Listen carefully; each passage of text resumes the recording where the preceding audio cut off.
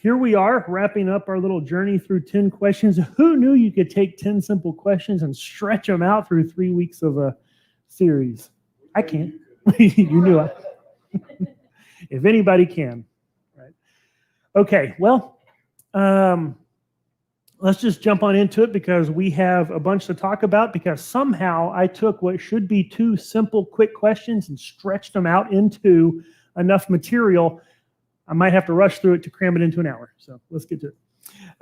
So we've been going through this series of 10 questions. And like I said before, I see these kind of questions from atheists and skeptics, right? Critics of Christianity all the time. And most of the time they're presented in some kind of mocking, just mean-spirited kind of way. And so, you dismiss those. But like I said, this guy, he seemed to be kind of genuine. I looked around at other things on his channel, and, it wasn't coming from a, trying to do a gotcha kind of moment. He seemed genuine. And I was like, and these aren't the usual kind of empty questions. These are actually things that, hey, you know what? We really should know these, right? Like, these are things that we should have thought about. It actually floored me that in his video, he said, these don't usually get talked about in church. I'm like, what churches have you been going to? And hopefully, they got talked about in my churches, hopefully in most of yours. And if not, they got talked about now. And so if you missed the last 2, you can go back and check those out. They're on, actually, I don't think I posted them to the website yet. They're just on YouTube. But okay, that's taken care of. Yeah, they're still there. So just to recap the previous questions, when did you become a Christian? Were you raised by Christians? Did your parents influence your decision to become a Christian? How do you know you have a real relationship with God? How confident are you that your denomination is the right one? What convinced you that the Bible is true? What are the 3 best proofs that the Bible is true? How do you determine that the books in your Bible are all inspired by God?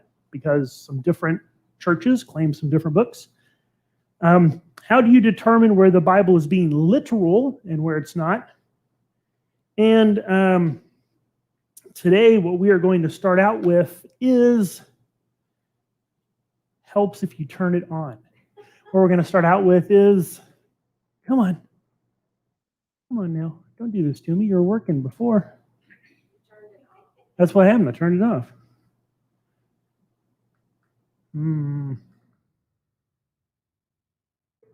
I broke it. Yeah. Just need to make sure the presentation view's on the top. I don't know why it wouldn't be. Was when I left. Okay. So what we're going to start with is the question of, is it better to, this is multiple choice, so pay attention. Is it better to A, silence the critics and avoid listening to criticism? Or is it better to engage with critics and refute criticism? Which one's better? What's the better option? What should you do?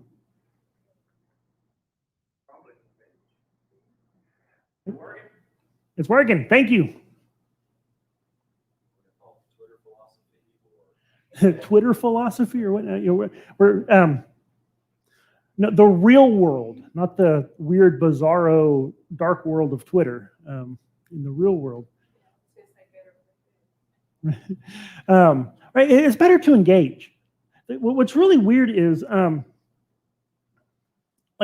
don't know, and we'll get to this a little bit, but this is a weird question. I've run into so many people who have told me, former churchgoers who told me that they grew up in a church or from a denomination, or their experience was that they were just always told, don't read those books, don't watch those things, don't listen to those people, don't question, don't just have faith. And I'm like, I was exposed to the world and I heard challenges, and I don't know, I didn't have that. So it's kind of weird to me that there's people who think that's what you're supposed to do, is shut it all out, right?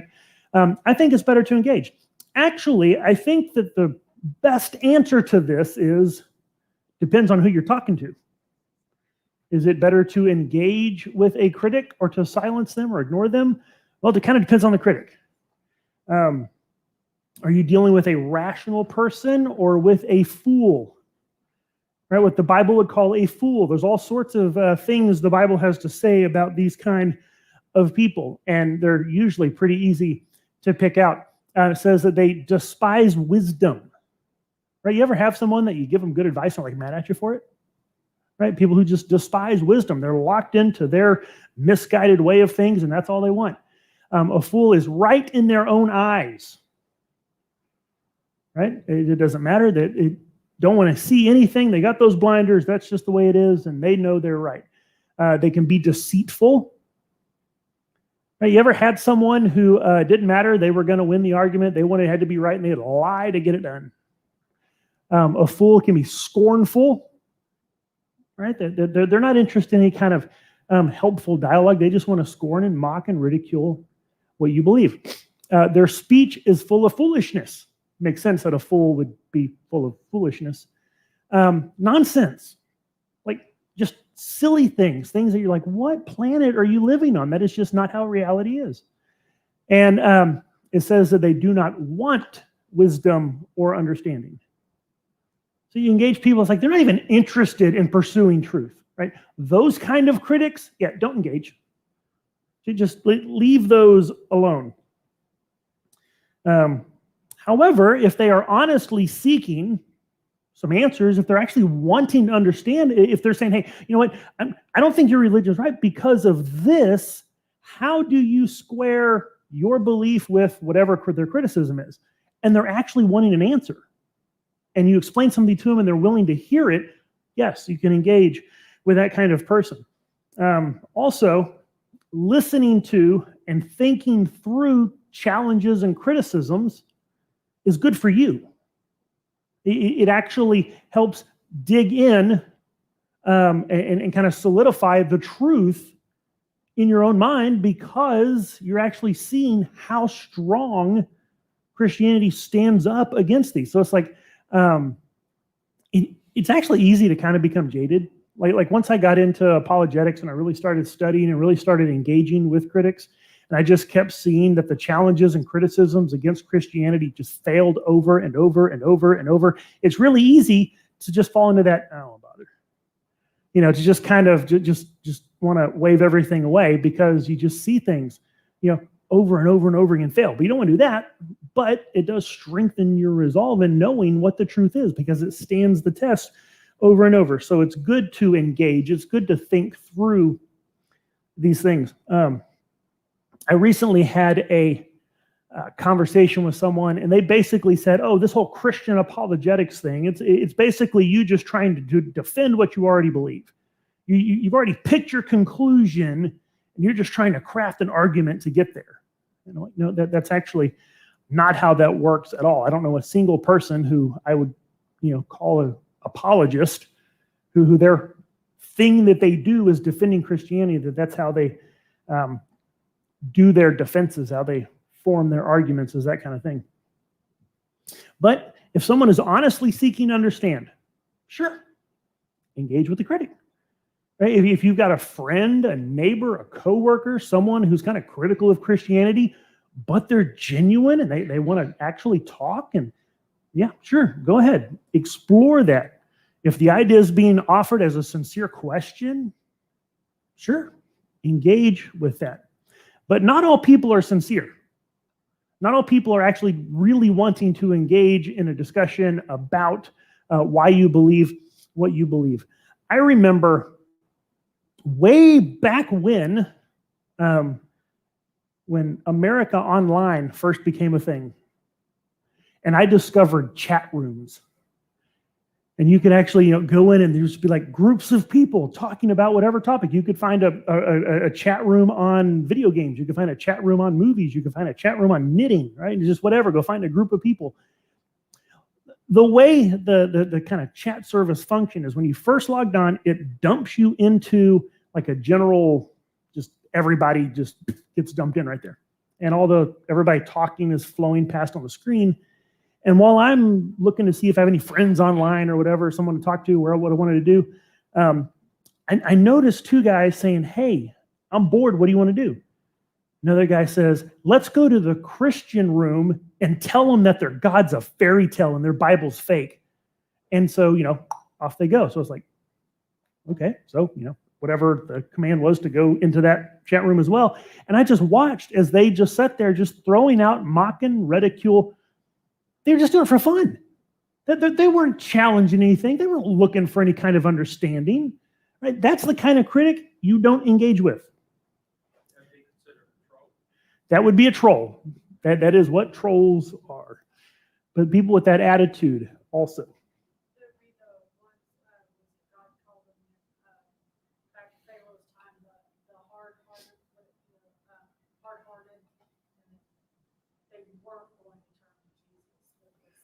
Yeah. Yep. Those who made up their mind aren't going to turn, don't want to listen. The Bible actually gives us, however, some information on how to handle these kind of people. Proverbs 26:4-5 says, do not answer a fool according to his folly, or you yourself will be just like him. Answer a fool according to his folly, or he will be wise in his own eyes. Wait a minute. It says not to, but then it says to do it. Isn't that a bit of a contradiction? Don't answer the fool, answer the fool. Well, there's kind of a literary device in Hebrew. It's called parallelism. Parallel with an ism in there somewhere. Parallelism. Where you take two ideas that are similar in two statements that are similar in structure to repeat, so that it kind of drives a point home. In this case, you got two different kind of opposing ideas that have to do with the same thing, and they arrange them in this structure. In 26:4, where it says, do not answer a fool according to his folly, the point here is you yourself could be just like him. Don't let him drag you down into the mud on his terms. Rather, I would say ignore him if you can, or depending on the situation, do answer the fool according to his folly, or else he's going to be wise in his own eyes.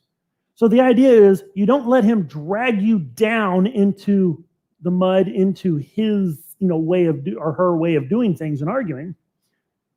Rather, if you are going to engage, what you do is you just point it out so that the truth gets told. They probably won't want to hear it, but if anyone else is listening, it's one of those things like right now in our culture, there's all sorts of just utterly ridiculous things that are going on in the culture. But we have this weird thing where people who know the truth are kind of scared to speak the truth. You have where like public figures who stand up and say something that is just obviously true and not controversial at all is getting attacked from the other side, getting silenced, shut down, losing their jobs, losing, whatever. And so you actually get people who are not wanting to speak the truth. But when fools are talking their foolishness, there's no voice to answer them back. They'll just keep thinking their foolishness is right, and other people might start to buy it too. So that, I think, is what is going on there. So,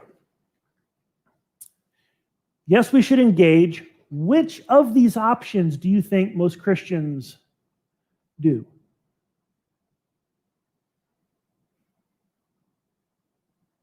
Engage or not engage? Non-confrontation? I heard someone else. No.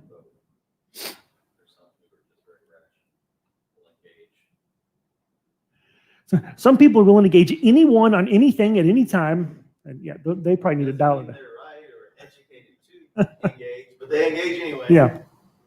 Doesn't mean they know what they're talking about. That is also what's going on in the culture today. Yeah. We're being canceled, and they don't want to hear it. Just silence you, shut up, sit down. I don't want to hear your criticism. You're annoying me. You're wrong. Yeah, absolutely. And that's not how we're supposed to be. Like I said before, it's kind of weird, whenever I started putting myself out there talking to people, and I encounter people who, were non-believers, but would say they used to be Christian, or at least they grew up in church. And they would say one of the things that pushed them away was that it was, not allowed to question anything. That they had these questions, they had these doubts, they had these things that they were wrestling with, but they were told, don't ask. They were told just trust Jesus, just have faith, don't worry about all that. And don't talk to those people, don't watch those movies, and they were just, the sheltered thing, sit down, shut up, don't ask. I'm thinking, did anyone have that experience in any churches? It's coming. We were actually encouraged to ask questions. Yeah, I was encouraged to ask questions. I remember, even as a kid, sitting in Sunday school classes with teachers who actually would kind of drag answers out of you, forcing you to think about stuff, So, all right. Now on to the fun one. Are you open to the possibility that your beliefs might be wrong?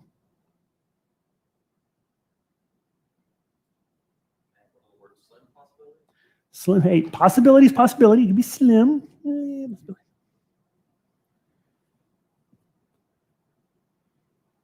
Yes, no? Corollary question is, are you actually looking for possibilities? Good point. Yeah, some people are looking for a reason to think they're not true. I think before you're saved and when you're searching and trying to find what truth is and you're really starting to know who God is, and when you realize, yeah, that is truth, you should have faith. What I believe is true. Are you open to the fact that you don't have faith? No, I have faith. I absolutely know this is true. I've seen it true. I've experienced it true. It's not possible I'm wrong. You know what I mean? Yeah. I don't know. Is that kind of what you're asking? It's one of those things where the question's kind of open to interpretation. I think a lot of times the caricature that people have of Christians is we're just closed-minded. I believe this, and that's what it is. And okay, well, why do you believe it? It's just true. No, la la la. Your fingers in your ears. Don't tell me nothing. Kind of a thing. And I honestly don't know many people like that. He's like that. Yeah. Where I can say yes, I'm definitely absolutely open to this possibility from this perspective. I grew up when I was born. My mom was a Methodist, and then she became an Assemblies of God, and that's when I got saved. And then we moved to non-denominational. Then we moved to old school Baptist, back to Assemblies of God, back to Baptist, and then I was a Lutheran for 20 years. I don't believe in the denominational things. So there are certain things that as I progress through all these different, just because one was Assemblies of God and the other was Assemblies of God doesn't mean they were the same flavor. Right. And so I've gotten to see a lot of the denominational differences where if you talk to a Lutheran, there are certain things that, no, this is the gospel. This is what this scripture means. And I disagree with them. And so I've also come away from some of the things I learned in the Baptist church and Assemblies of God church. And I have moved towards what does the Bible say? What does God teach me, and where do I fall into? Sometimes it falls down to a way to look at a certain scripture as a group. And so, having been on different sides of the argument through my lifetime, I have been wrong. And so, is it possible that I'm wrong about some little thing now? Yes, but I've definitely worked through a lot of those questions. Okay, yeah, that's a good question. Is it my beliefs or my belief in God? Like, what is the real meaning of it? Right. And that's one thing why, I think there's a little bit of play in this because it's like, okay, could my beliefs as in, end times, pre-trib, post-trib, I could be wrong. Jesus died on a cross for my sins. That was not up for grabs for me. But it's not just like, it's like, okay, no, mind is shut, close. It's been so proven, as far as I'm concerned, that, sure, I'll change my mind. Good luck. And I think that's where I would go with it, is that, let me do this. Let me go and back up and just kind of remember how we've talked about both times. We've actually mentioned this idea, this principle of credulity, right? Of belief. This idea that you believe things are the way they appear to be until you're presented with something that overturns it, right? But then there's some beliefs that the idea that someone's going to overturn it is just ridiculous. Is there any argument that a flat earther could offer you to convince you that the earth is not a globe? It's not a globe. I mean, it's just one of those things where it's like, okay, I'm open to the possibility that somehow what we see from space and spaceships orbiting and the space station up there and everything, I'm open to the possibility that we've gotten that completely wrong. That is one heck of a hill to climb to show me. Jesus is in that same category, right? The core foundations of Christianity is in that category. And so, the way it appears to be is that Christianity is true. And that's what I'm believing until you show me something that proves otherwise. But you got your work cut out for you if you think you can actually do that. And then I would say that being open to the idea that your beliefs are wrong, they need to be based on a substantive, relevant challenge to that belief. Because one thing that I see happen so very, very often is that you ask, someone who says they used to be a Christian, well, what, made you go astray? What changed your mind? And they'll mention something that's like, what's that got to do with whether or not Christianity is true? Like, that doesn't actually undo Christianity. So here's what we're going to take a look at. Well, the case I'm going to make, and I think that this is a good, solid, knowledge-based kind of way to look at it. The foundational truth of Christianity can be boiled down to three basic things that I think if any one of these can be disproven, that's going to cause some serious questions about Christianity. One is that God exists, right? I mean, if there's no God, Christianity's false. I mean, Christianity says there's God. So if there's no God, that's a pretty foundational thing. The Bible, specifically the New Testament documents, are historically reliable. I'm not even going to go as far to say inerrant or inspired. I don't even think you need inerrancy or inspiration as long as they're reliable and accurate in what they're reporting. Okay? And that Jesus rose from the dead.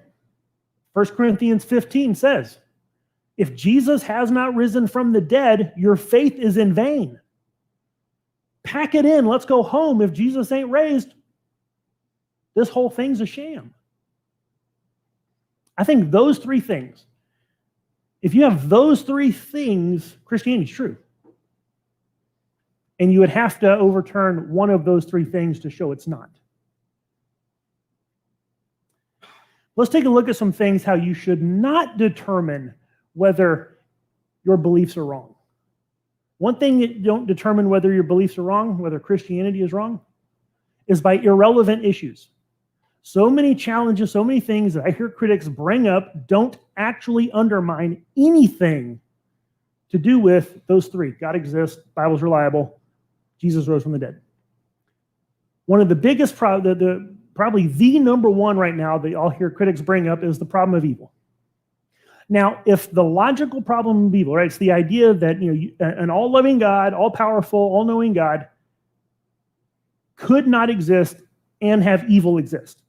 Because if he was all-loving, he would want to end it. If he was all-powerful, he could. If he was all-knowing, he would know how, right? And so, because, if that's God, well, then evil couldn't exist.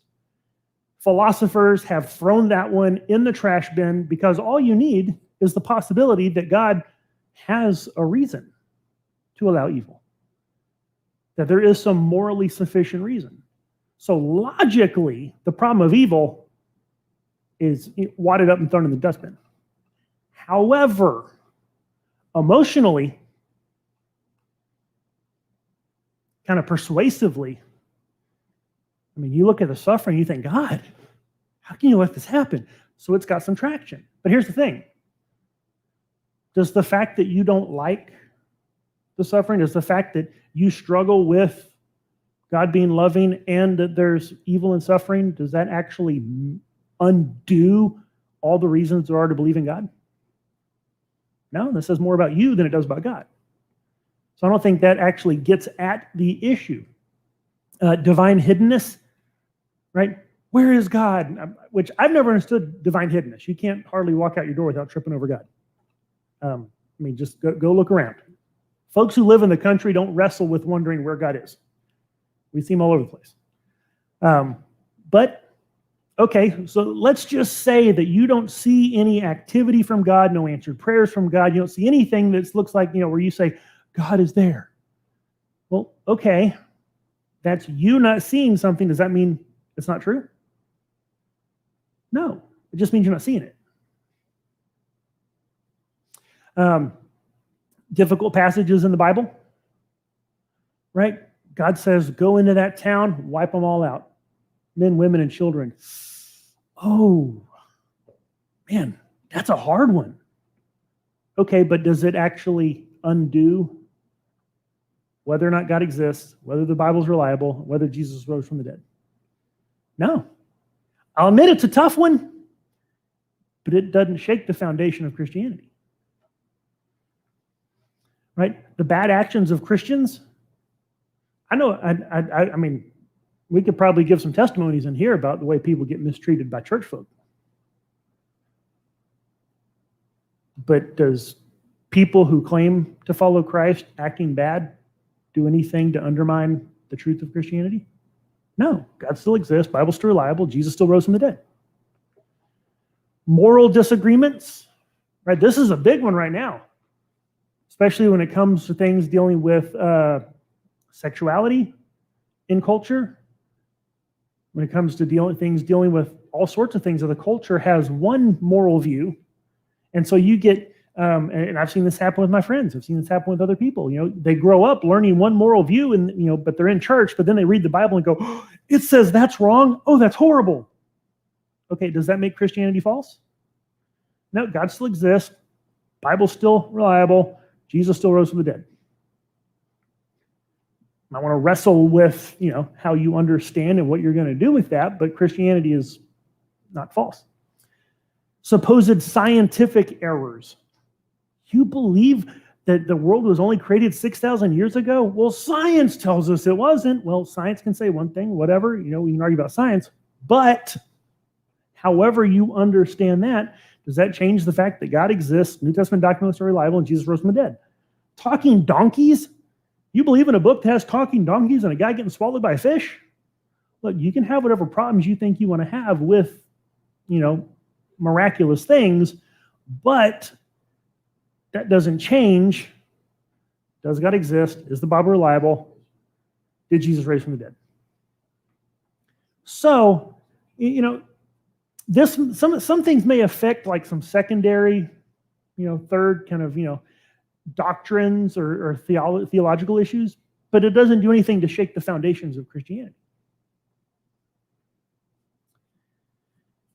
Then there's the idea of confusions or things where you're lacking knowledge. It can really throw you for a loop. So I want to reassure you, it's okay not to have all the answers. You have permission to not have all the answers. And I had a friend in high school that in sophomore year in high school got his first B ever on any assignment. Straight A's from kindergarten up into high school. He got a B+. And I'm thinking, dude, I'll take your B+. Be glad to have your B+. Right? And he was freaked out. You don't have to be like that. It's okay to not have all the answers. So let's go through some things that are kind of just common occurrences, right? That tend to throw people. These are things that I've heard or that I've had critics argue, use these to argue, that I've heard people say these were things that kind of pushed them towards not believing. Not everyone is a walking encyclopedia, right? Not everybody is Google with legs. and this is one thing that I really struggle with, because a lot of like the theologians or scholars that I would follow, they're the kind of people that would be able to just like pull an answer. It's like, they're at an event, someone just out of the audience asks them a question like, oh, well, yeah, here, in his book from 1953, so-and-so said, and they start quoting on the spot from a book. And I'm just like, yeah, no, I don't have that. Right? And a lot of times we don't. Right? You see those kind of people, and here's the thing. Most people in that kind of position tend to have a range of topics, and they study. So they actually already have those answers ready to go. Maybe they've even practiced them, right? So if you're coming along and you encounter something, you're like, I don't know. I don't expect to know, right? Your name's not Wikipedia. You don't have all the answers, and neither is Wikipedia, by the way. You have to be an amateur expert at everything. So it's okay if you miss some of the details. Right? I mean, in your home, you have to be an accountant, right? You have to be a chef. You have to, if you got kids, you have to be like a child psychiatrist so you don't mess those little things up too bad. Right? I mean, you have to be a financial expert, an investment expert, right? I mean, you got all this stuff that you're not doing all of it perfect anyway. So whenever it comes to the Bible, whenever it comes to religion, you've got so many hours in the day. Just because you haven't had the chance to become the world leading expert on that, relax. Give yourself permission to not have some answers. New information can throw you off. You can study the Bible your whole life and come across something you've never seen before. In a verse you've read 100 times. That's one of the great things about the Bible. The main message is so simple, a child can understand it. But, big brain scholars can spend their entire life studying it, never run out of stuff to study and learn.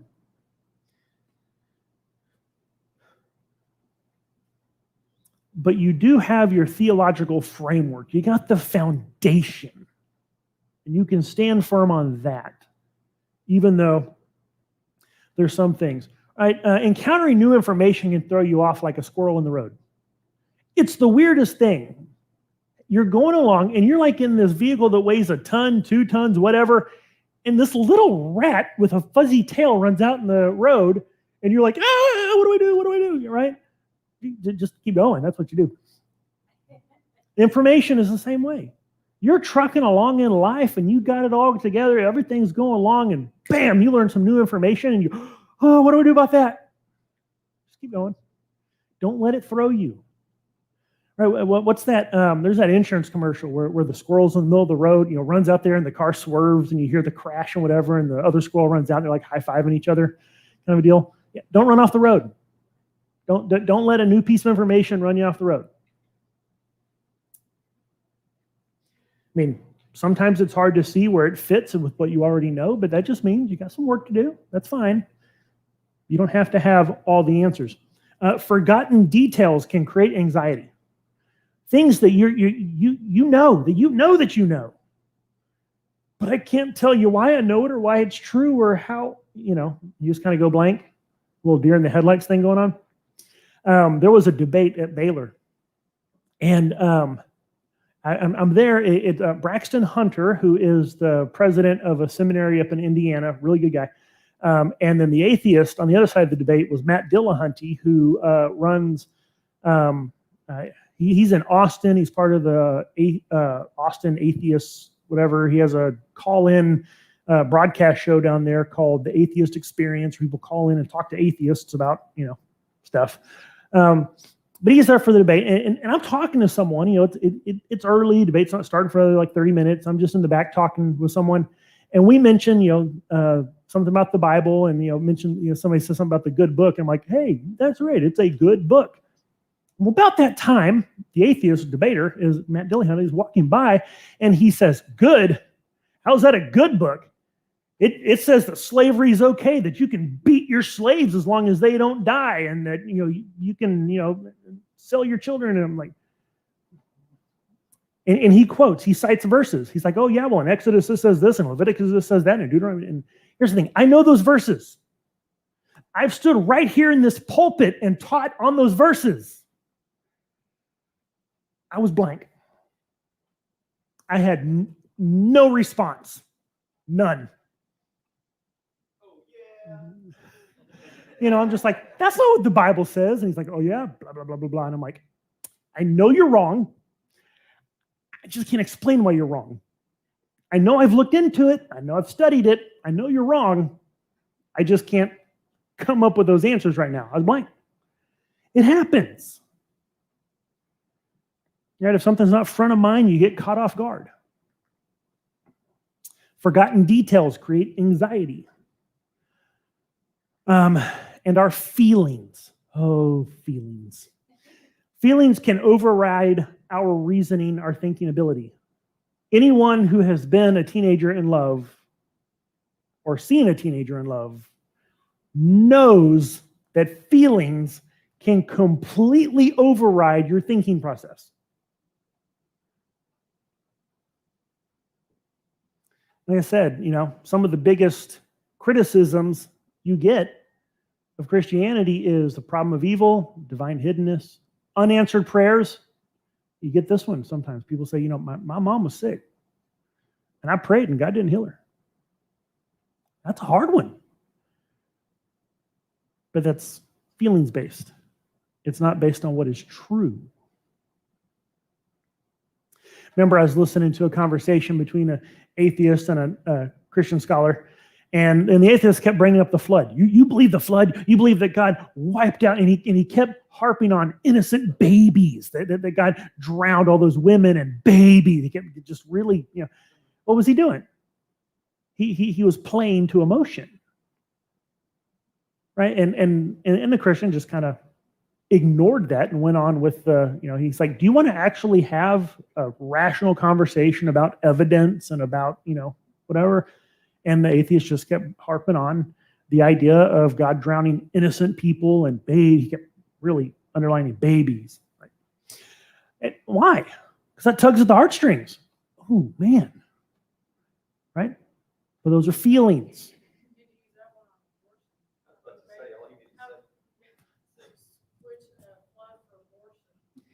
Yeah. Yeah.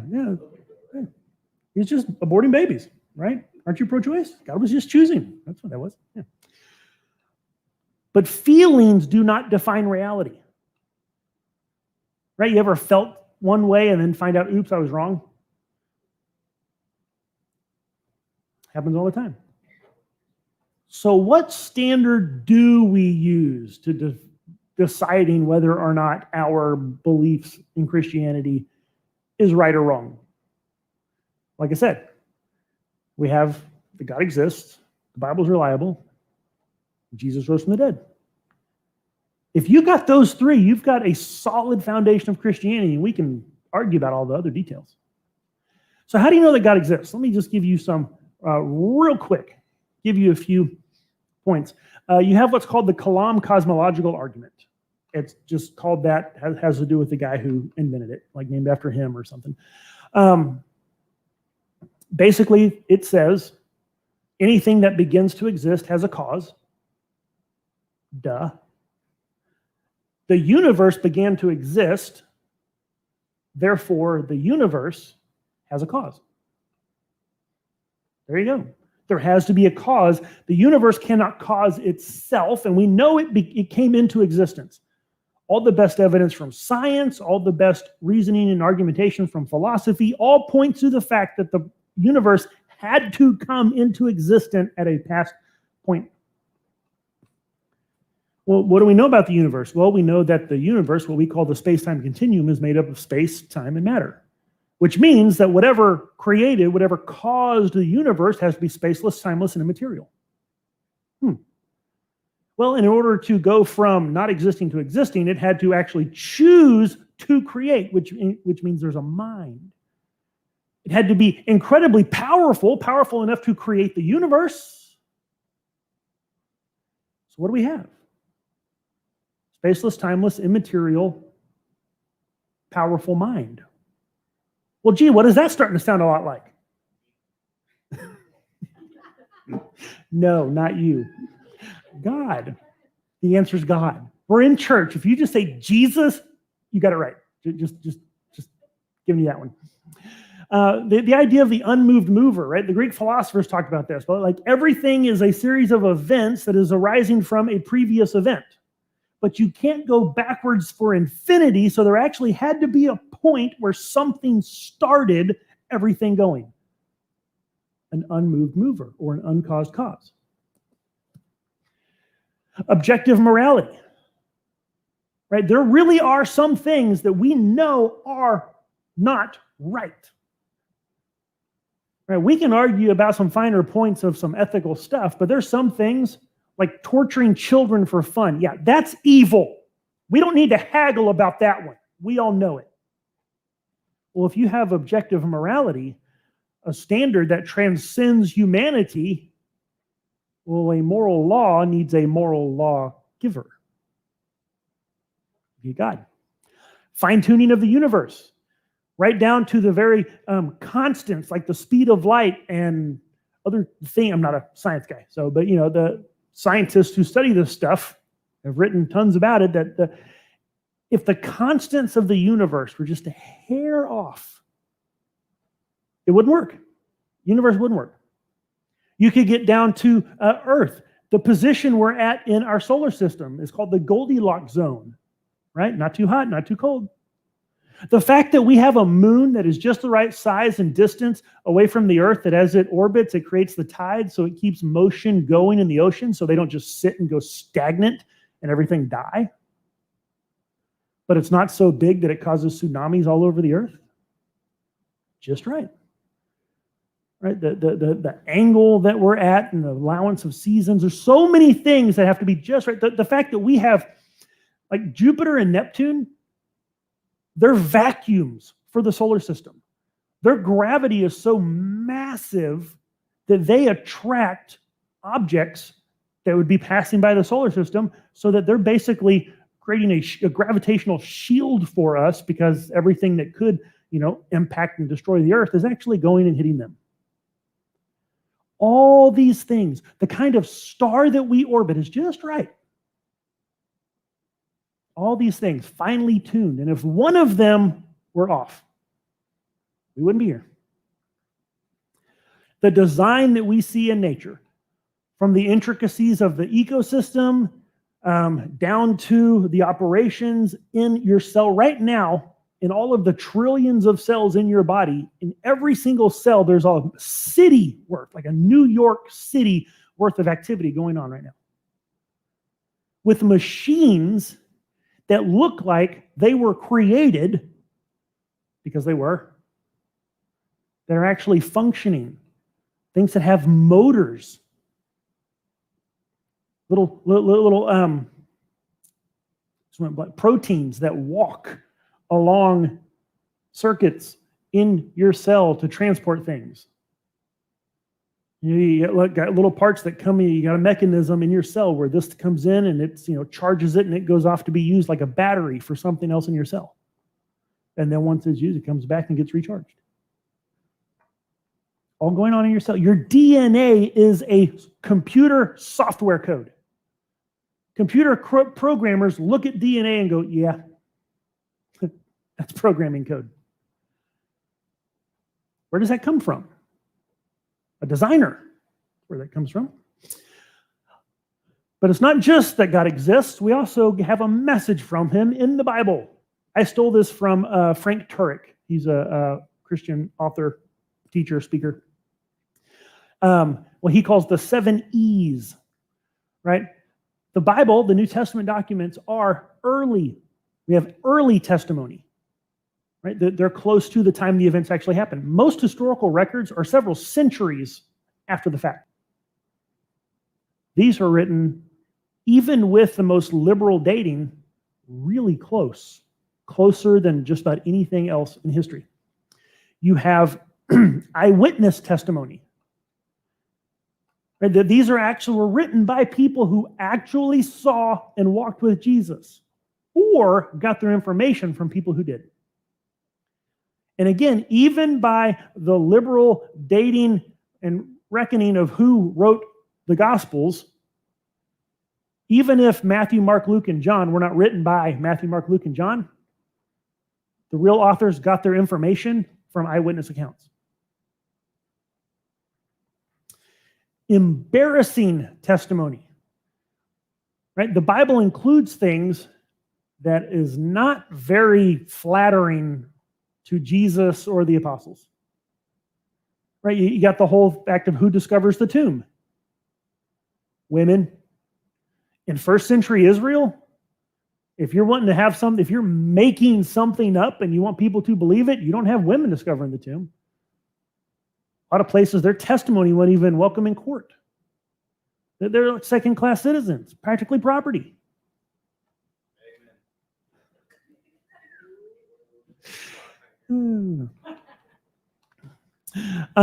Excruciating testimony.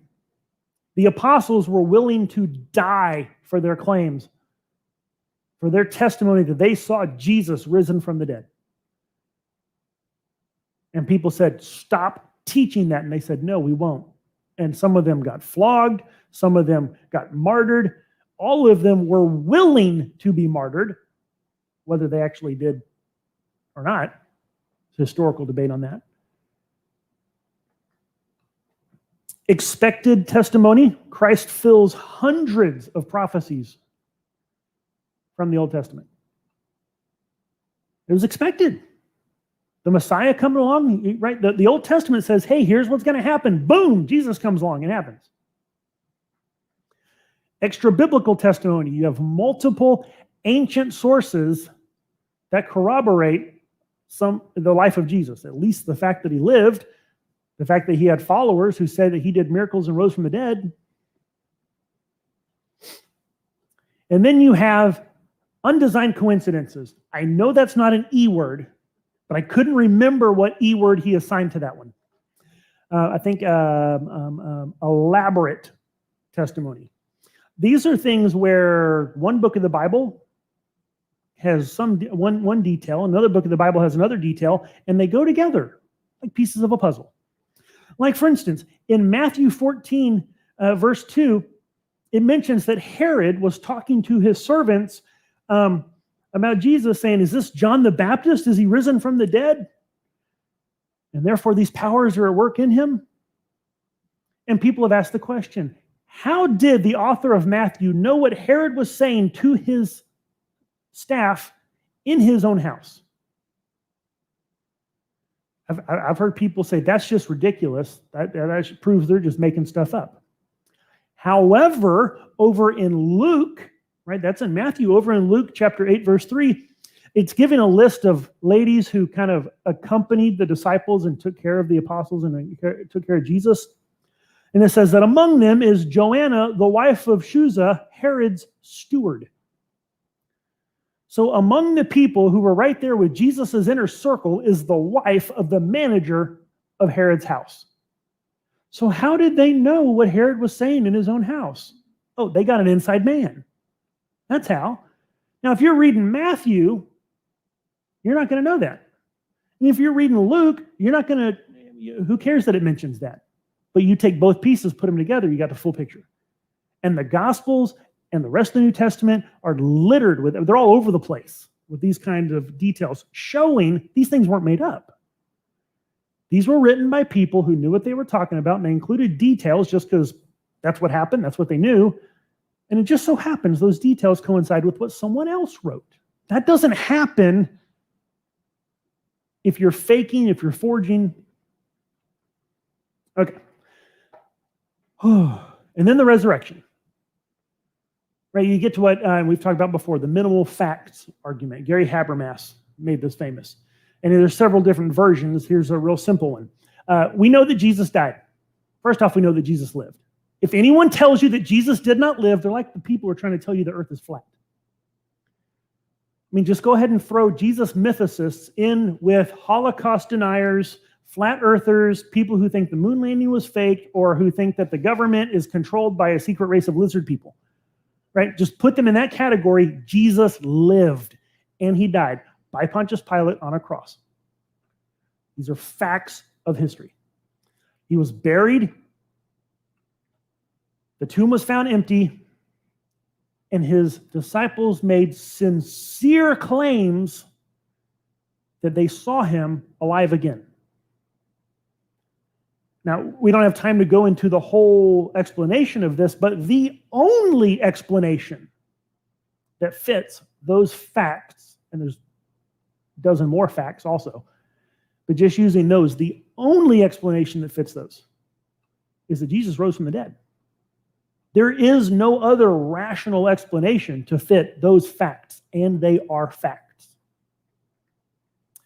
So, remember, even when you're solid on those things, you're going to come across other things you don't understand, that confuse you, that create doubts that you don't have answers for. It's okay to not have all the answers. You stand firm on those things that you know.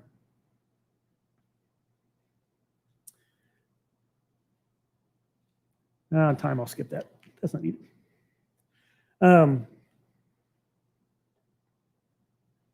One thing I want to make sure you don't hear me saying, whenever I tell you that it's okay to not have all the answers, I'm not telling you to just be like, oh, okay, I ain't got to learn nothing.